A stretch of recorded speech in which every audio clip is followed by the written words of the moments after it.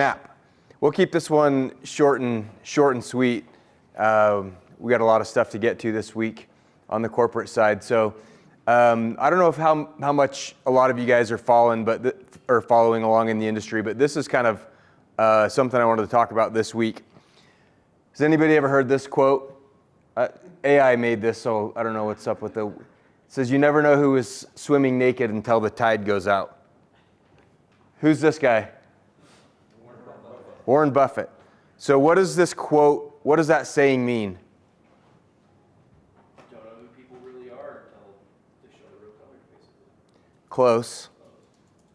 He's talking about it in reference to like a business perspective, right?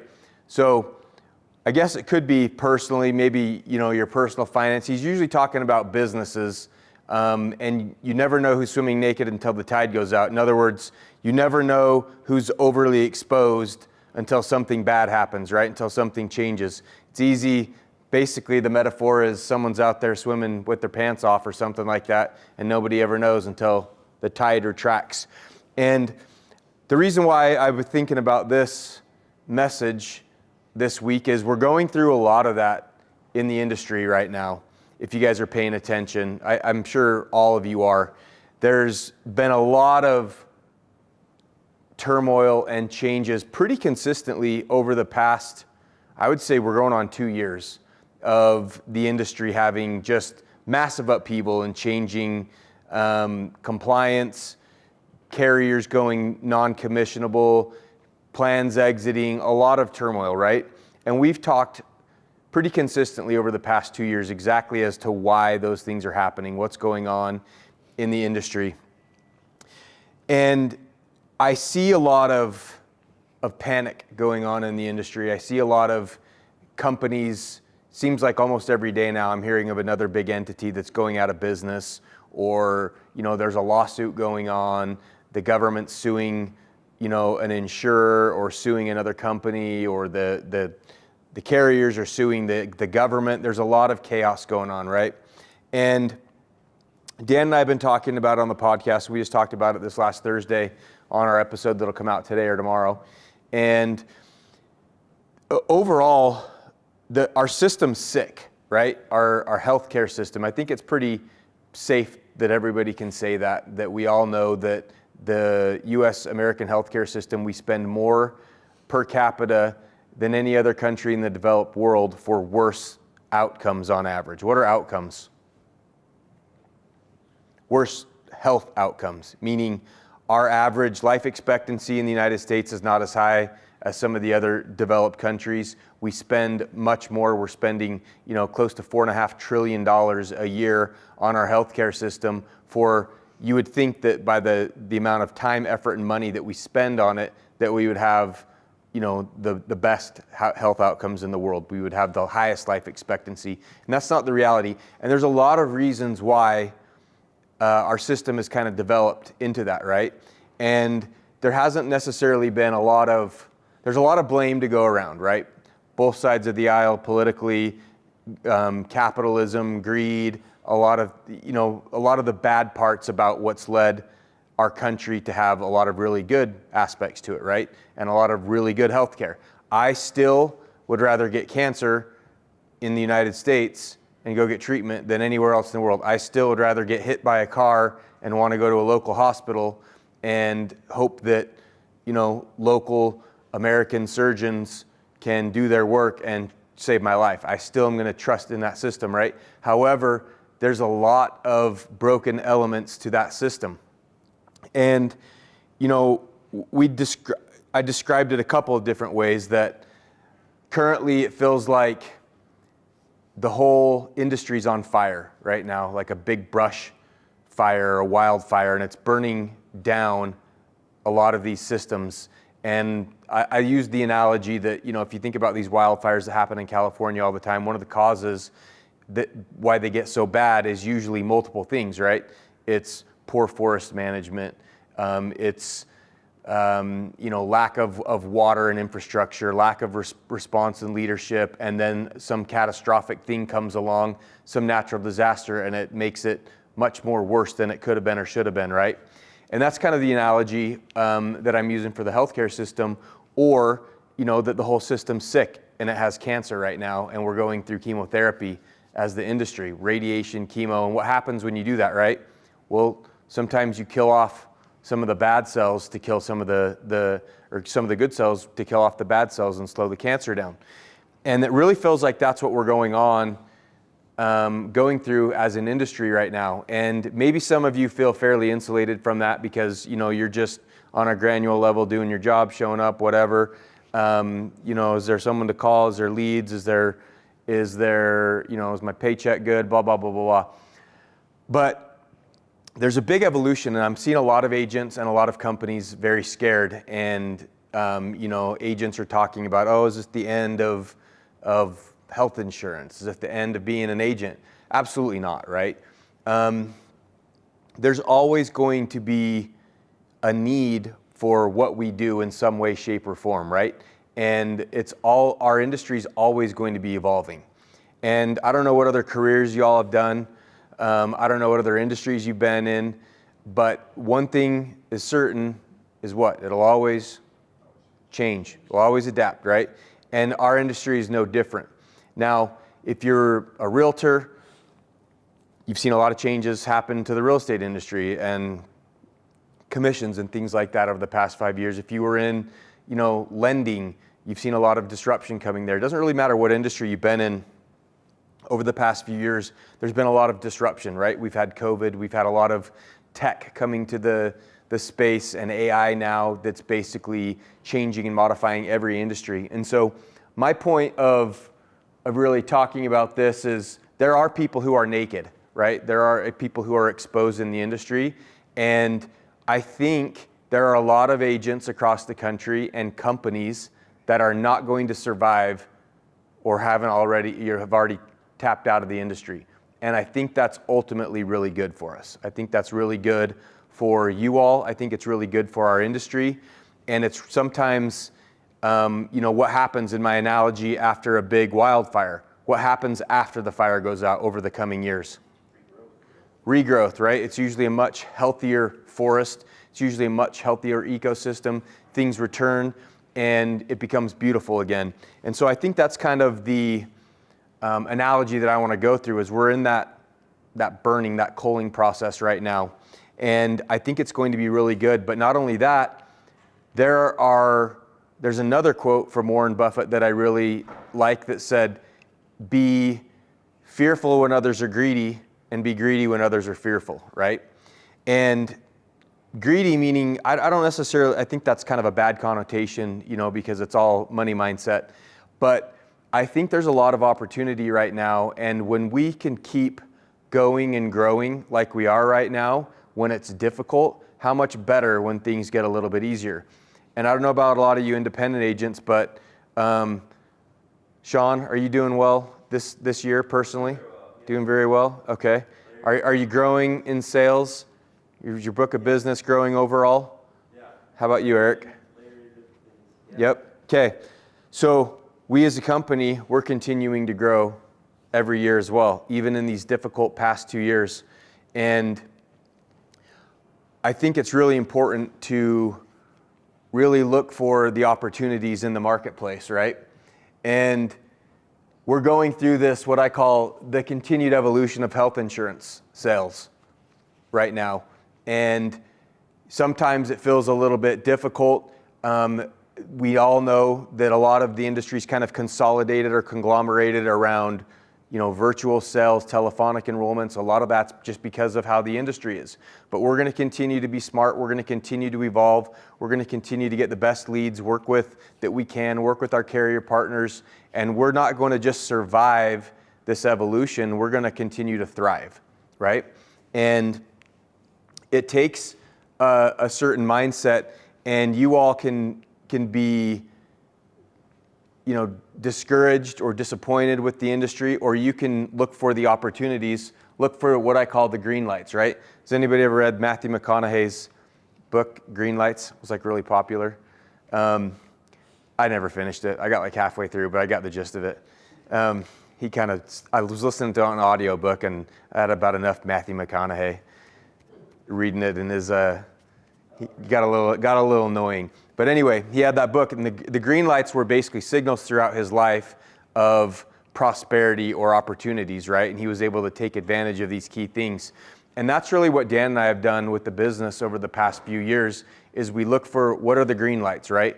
There's a lot of things that are happening in the industry right now that we're going to cover, as far as carriers going non-commissionable, big changes, things like that. But there's still a lot of opportunities. There's always going to be a counter side to anything that changes or adapts. Because are people always going to need some sort of health insurance? Yes. Even if we went to some sort of fully subsidized, single payer government health insurance, are there going to be opportunities for people that want to pay for extra or ancillary or anything like that? Yes, of course. So no matter what happens, there's always going to be a need for smart, savvy, hardworking people that want to better serve people. All right. So there's other green lights that are happening right now. And if you listen to what we're talking about, what we're trying to push in the industry, there are carriers that flat out don't want to grow right now. But most of the carriers are still businesses, and they do want to grow in some areas, right? So where are those areas? Where are those opportunity zones, as I like to call them? Who are the carriers, and where are the states, where are the markets that they do want to accept new business, right? Where their financial models are more healthy. There are certainly those pockets out there right now. If you've heard us talk a lot about training, a lot of the ancillary stuff, we're adding things like UH1 and Golden Rule, and that's been a point of emphasis. How much have we focused on that this year versus the past 5 or 6 years? How much were we talking about that stuff? Not much. Why do you think we're talking about those things right now? It's an opportunity, green lights, right? They're opportunities for you to better serve your clients, make extra money yourselves, and basically thrive when everybody else is looking to survive, right? We're trying to have these opportunities for us, financial and otherwise. And guess what? Those carriers, UH1, Golden Rule, Allstate, some of these other ancillary carriers, do they want the business right now, or are they telling us, no, we're going non-commissionable? They're very, very hungry, right? And who let's say, for example, UH1, who owns them? Are they dealing with some issues right now? Well, that's an understatement, right? However, this particular segment of business, as we all know, United Health Group is the 4th largest company in the world, in the country, essentially. But this particular aspect of their business is growing and thriving. So what does a smart company and a smart business do? Well, they lean into that, right? That's why they're pushing it. That's why we're pushing it. That's why, there's green lights, opportunity zones right there. So as we continue to ask you and present these things as opportunities, these are the reasons, these are the whys behind why we're offering things like that, to basically thrive when everybody else is just trying to survive. And the other thing is too, when things get hard, guys, it's easy to retreat. We're going into the time of the year right now. It's not historically, it just frankly is the worst time of the year, right? Everybody knows it. It's the summer. Everyone's kids are all getting out of school. Seems like my kids already got out of school. Like they turned their stupid Chromebooks in last week, and they don't get out of school till Thursday, but the last week and a half is basically worthless, right? So all of our kids are, if you have kids, are getting out of school. Everyone's got spring fever. If you live here in Utah, it's been super cold for 6 or 7 months, and everyone's, got that spring fever ready for some warm weather. And then when that happens, sales tend to dip. Everyone goes on summer vacation. Everybody checks out. Things are difficult, and it's easy to retreat when things get hard. It's easy to just psychologically go, I'll just kind of hunker down, and I'll just kind of go into survival mode and hopefully things get better in the future. That is absolutely the worst thing that we can all do. Whenever things get hard, I talked last week, the only way is through. When things are hard, sometimes it's easier just to go, kind of double down, put in a little bit more effort. Because guess what? Everybody else, they're all hunkering down. They're all taking it easy. They're all just trying to survive when we're all trying to thrive, okay? So that's what I have for you all for kind of motivation for the week so far is let's be the ones who really want to thrive and not just kind of get through till better days. There's a lot of opportunities that we have right now in this week here in May. Moving on, just a couple other things just to make you guys aware. We've been talking about it on the podcast. I'm sure all of you guys are aware. This may or may not affect all of you, but just wanted to these are kind of the four horsemen of the bad news of the past, for our industry, of the past month. And United Healthcare just announced they're going non-commissionable on their PDP. Sorry, this is scary. It says non-commissionable. On PDPs, okay? They were one of the ones that was still paying commissions on prescription drug plans. And just this last week, they said as of June 1st, they're no longer paying commissions on new prescription drug policies. So if you're keeping track at home, that's basically all the major prescription drug carriers are no longer paying commissions to some extent on their PDPs. Now, fortunately, that's not a big source of revenue for any of our agents at Agent Boost. You know, if you're a sup selling agent, as my bishop once told me, and Dan, things are not looking good for you, my friend. That's our favorite phrase there. But if you sell sups, all states going non-commissionable either, right? So things are not looking good if you're a primarily supplement selling individual in the market space. Prescription drug plans have pretty much gone all non-commissionable, and the reason why it's big with United is obviously they're the largest in the Medicare Advantage space. They're the largest health insurer in the country, and I think a lot of agents pretty much thought, oh, United will never do that, right? United will never go and do what all these other carriers did. Remember last year, everybody got out their pitchforks and torches when WellCare went non-commissionable on their PDPs. It's pretty much, it's a copycat industry, and everyone's gone that way in some way, shape, or form. Allstate, we've been selling their ancillary products and doing really well. Some of us have been selling their SUPs as well. They're going non-commissionable, and they're essentially exiting the SUP business altogether. They didn't have a ton of lives covered. I think it was about 40,000 nationwide, but they're getting out of the supplement space. Also, SUP prices, I've been seeing United also raise their supplements twice this year already. And you're seeing SUP companies raising their premiums pretty much 10 to 20% across the board right now. Again, all in reaction to all these other, costs going up across the board. So if you've been as a SUP selling agent, things are even harder for you. We're blended, but we've been very, very over leveraged and do a lot of Medicare Advantage. Relevance went non-commissionable and suppressed on basically all of their, including some of their DSNP. They went non-commissionable on every MA across the board and the whole country, and they've suppressed them. So basically, we're not selling Relevance, right? Or be very, very. If you don't want to get paid, I guess then you could sell them. They had been paying on DSNPs. But they just announced 3 states, Iowa, Georgia, and Connecticut, they're not even paying on their DSNPs. So I'm just telling you all, if I was you, probably want to steer clear from selling Relevance right now. And then Aetna ACA announced they were exiting the space. That was of all these things, that was probably the most impactful for us, because on the ACA side, we have a lot of heads as a company on Aetna ACA. And they were one of the carriers that we thought was doing it really well, and they just tapped out and said, ain't worth it. 1.1 million members going to have to be looking for a new plan as of this open enrollment on the ACA market. So just making you guys aware, this is the context of what I was talking about, before, where some of the difficulties happening in the industry. Again, guys, just reminders, we're licensed fiduciaries, right? We're highly compensated, licensed professionals. We're not sales raptors. We're not people who are just looking to exploit the systems, get a quick commission and be done. Do a quality job, do a great job on the enrollments there. Focus on your effectuation. Are you an actual insurance agent, or are you an enroller? The biggest thing that I can tell you all right now is enrollers are getting washed out of the business right now.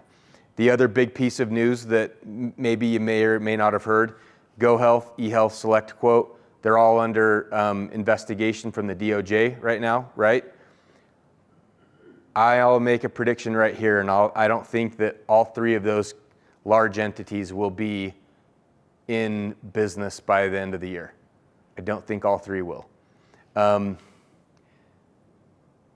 the reason why is they built entire companies, large companies, of agents who are just enrollers, not actual agents. They didn't care. They just wanted a quick commission. That was their whole business model for years and years and years. And these products are meant to be a good market fit. We're meant to get a commission on making a good connection there and then having some sort of back-end support and structure, not a one-and-done enrollment, right? These are just some things that you should remember we've been focusing on. When you're done with the client, do they know why they're joining that plan? You know, could they explain why they're enrolling to somebody else? Make sure your campaigns are working. We're sending them summaries or enrollment texts. You're leaving them behind if you're meeting people in the field. Emphasize the benefits for the client. Follow up. This is huge. Follow up until it's effectuated, right? We're not getting compensated. What are policies that you submit that never effectuate? What are those? Farts in the wind, right? They're nothing. So they're just possibly an opportunity for you to get a CTM, a complaint. 3, 30, 60, 90-day campaigns. Good agents have good pipeline management. You're effectively managing your business, your leads, people that you're talking to throughout the day, people that you're meeting with, referrals. You need to be pipelining all of your leads. That's the whole reason why we have a CRM. If you get trained on Rocket and you're never using it, you're doing something wrong, right? Community center, just a reminder, guys, always got good trainings here. Whether you're an independent agent or you're one of our internal W-2, you should be spending extra time to sharpen your sword, to be a better agent, to be a better enroller, a better resource for your clients. This community center is a good way to do that. Lots of good stuff in there. Remember to focus on turning 65s. Anybody that you guys are encountering, pipeline those people. If you're not able to help them this month, today, make sure you build a good pipeline of people that are aging in, so those are future enrollment opportunities for you, future sales. One more time, guys, reminder, $500 agent bonus. Once they've processed any 15 enrollments, whether that be MA or ACA, we'll pay out that enrollment.